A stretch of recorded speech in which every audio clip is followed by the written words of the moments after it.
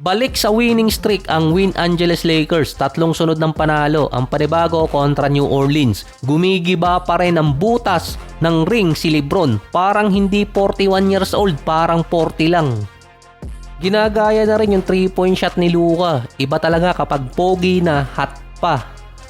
Nag-a-average si LeBron ng nasa 28 points, 8 rebounds, 8 assists sa loob ng 3-game stretch. Si Luka naman 35 points, 7 rebounds at 8 assists. Another white boy naman na pumalit kay Reeves, si Jake LaRavia, 23.7 rebounds, 60 and 43%.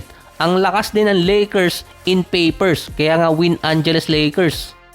So wala lang yon, ni-rhyme ko lang. Kahit mawawala pa si Reeves ng ilang linggo, ang estimated return date ni Reeves last week ng January. By record, kailangan gumawa ng Lakers ng move via trade sa trade market. Baka kasi James Harden ng Lakers kung sakali. Leon kapag regular season, Kuting kapag playoffs. Based sa record ng Lakers, kaya din si Redick hindi satisfied kahit nanalo sila. Sa 3 game na stretch, umaangat ang defensive rating ng Lakers. At least number 30 na sila ngayon, kung 3 games lang. Pero sila pa rin yung isa sa worst team pagdating sa opponent second chance points at sila din yung merong donut. Pang-apat na worst team sa may pinakamaraming binibigay sa points in the paint sa kalaban. Wala silang interior defense. Meron naman silang sentro, mukhang tinatamad lang ulit. Physical defense talaga sa ilalim ang kailangan ng Lakers. Kahit sa mga scouting report yun ang pinapakita. Yung winning streak nila kontra Memphis at Pelicans, dominante ng dalawang team na yon ang loob ng paint. Ang isa pang stats doon na makikita kaya nakaabante rin ang Lakers kontra sa dalawang team na yon, delikado pa nga sila nun kontra sa Memphis dahil sa 14 per game free throws ni Luka sa loob ng 3 game. Sa 23-11 record ng LA ngayon, malapit nilang abutan yung San Antonio na nadisgrasya pa sa Memphis. Nasa linya na rin sila na magkaroon ng 50 wins record ngayong season. Sa parehong buwan or date, 20-16 record ang Lakers last season. Nasa number 5 sila ng standing noong nakaraang taon. Mas better winning record ang Lakers ngayong season kumpara nung nakaraang taon na meron ngang 20-16 record. Pero in papers, mas better winning rate yung sa Lakers nung nakaraang taon dahil tumatalo sila ng mga contender na team. Isa sa best defensive team ang LA last year dahil kay Anthony Davis. Nagta-top 5 or top 10 sila sa depensa. Mas nagagamit pa nga ng Lakers last season itong si Bando kumpara ngayon. Kasi palyado ang 3-point shot nitong si Bando kaya limitado ang minutong nilalaro ngayon. More on offense kasi itong si Redick. Merong nasa 16-3 ang Lakers kontra sa mga teams na below 50% winning rate katulad ng Memphis at Pelicans. Meron silang 7-8 record naman kapag ang kalaban nila above 50%. Kaya minsan nalalaman din ng mga analyst kung sino ang contender sa playoffs. Kaya rin sabi ko kanina, Leon kapag regular season, Kuting kapag playoffs.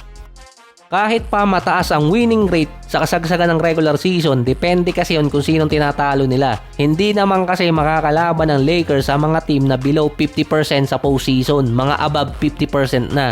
4-6 ang Lakers kapag kalaban nila top 8 teams ng bawat conference. Mali pala, top 6 pala yun. Kumpara sa team gaya ng Rockets na may kulang pang isa sa lineup at problema pa sa point guard. Meron silang 22-11 record, nasa 10-7 sa mga teams na above 50%. 12-4 naman sa mga below 50%. Kapag kalaban naman nila kasama sa top 8 or top 6 ng bawat conference, 7-7 record. Sa analytics din, ang Rockets ang isa sa may pinakamahirap na schedule sa start ng season. Ang LA ang isa sa merong pinakamadali. Kaya kahit wala si Reeves until katapusan ng January, 9 out of 13 na makakalaban ng Lakers until katapusan ng buwan, below 50% winning rate. Ang team lang doon na contender sa playoffs or kaya nasa top 6 tulad ng San Antonio, Raptors, Denver at Cavaliers. Sa 13 games na susunod sa LA, 84% winning rate ang Lakers kapag kalaban nila mga below 50% team. Ito yung winning rate nila. Sa start pa ng February until April, dun talaga mapapalaban ng Lakers. Majority na ng kalaban nila above 50% at kasama pa sa at least top 8 ng bawat conference. Pwede pang maiba ulit yun, depende sa gagawin ng mga teams sa deadline. Kung merong mga contender doon na makakapag-upgrade, lalo na yung mga teams na nasa baba ng LA or outside ng top 8, kaya pang umabot yun ng play-ins or playoffs. Kahit nanalo ang LA, defensive liability pa rin kasi yung team nila. Lalo na top 6 or top 8 team yung makakalaban, mga top defensive team. Lalo pang titinde yung depensa after ng All-Star break. Hindi lang naman sa trade pwedeng kumuha ng player ng Lakers. Duda pa nga kung gagawa sila ng big time trade. Mid-tier siguro pwede pa. Ginagawan ko lang talaga ng content yung mga rumors. Maraming utang eh. Merong mga player kasi ang magiging available sa buyout. Pwede nilang idagdag sa lineup yun. Isa pa doon, number 1 team ang Lakers pagdating sa clutch. Wag lang silang malalamangan ng nasa 16 points bago mag 5 minutes. Nasa 12-0 ang record ng Lakers sa clutch, undefeated pa sila dun.